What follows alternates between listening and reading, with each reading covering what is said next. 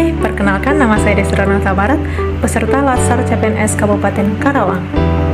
Yuk, kenalan dengan instansi saya, yaitu Inspektorat Kabupaten Karawang. Inspektorat Kabupaten Karawang terletak di Jalan Jenderal Ahmad Yani, nomor 26 Karangpawitan, Kecamatan Karawang Barat. Adapun visi dari Inspektorat Kabupaten Karawang adalah menjadikan Inspektorat sebagai institusi pengawalan internal yang berkualitas untuk mewujudkan pemerintahan yang baik dan bersih. Dengan misinya, meningkatkan kapabilitas aparat pengawasan interpemerintahan atau APIP.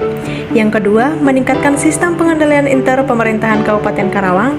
Dan yang ketiga, mewujudkan penyelenggaraan pemerintahan daerah yang transparan dan akuntabel. Berikut adalah susunan organisasi Inspektorat Kabupaten Karawang. Inspektorat dikepalai oleh inspektur yang memiliki sekretariat yang membawai subbagian perencanaan, subbagian evaluasi dan pelaporan, subbagian administrasi dan umum. Selain itu, Inspektorat juga membawai 4 inspektur pembantu, yaitu Inspektur Pembantu Wilayah 1, 2, 3, dan 4, yang terdiri dari pemegang jabatan fungsional auditor dan pengawas penyelenggaraan urusan pemerintahan di daerah atau disingkat dengan PPUPD.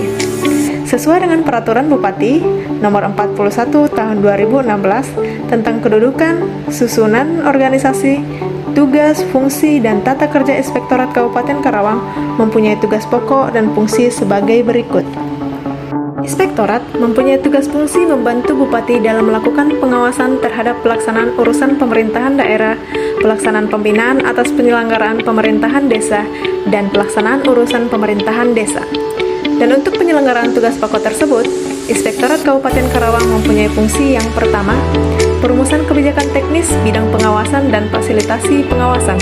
Yang kedua, pelaksanaan pengawasan internal terhadap kinerja dan keuangan melalui audit, review, evaluasi, pemantauan, dan kegiatan pengawasan lainnya.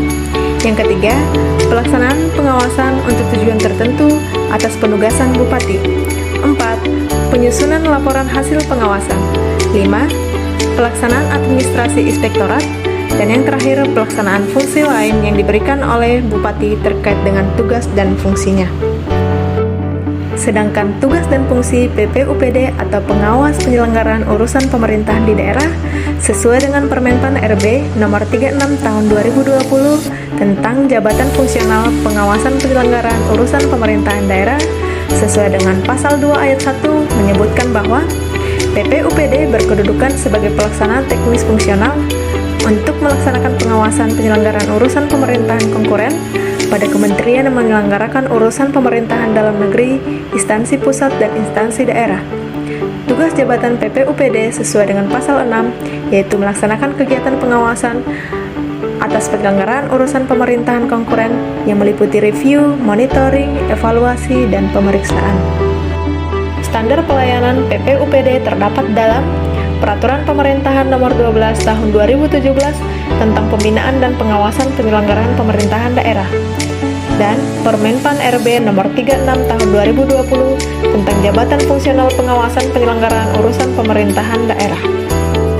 Dengan pelayanan-pelayanan yang diberikan oleh Inspektorat Kabupaten Karawang, yakni review, monitoring, evaluasi, pembinaan, pemeriksaan, dan penanganan pengaduan, telah sesuai dengan visi Inspektorat Kabupaten Karawang, yaitu menjadikan Inspektorat sebagai institusi pengawasan internal yang berkualitas untuk mewujudkan pemerintahan yang baik dan bersih.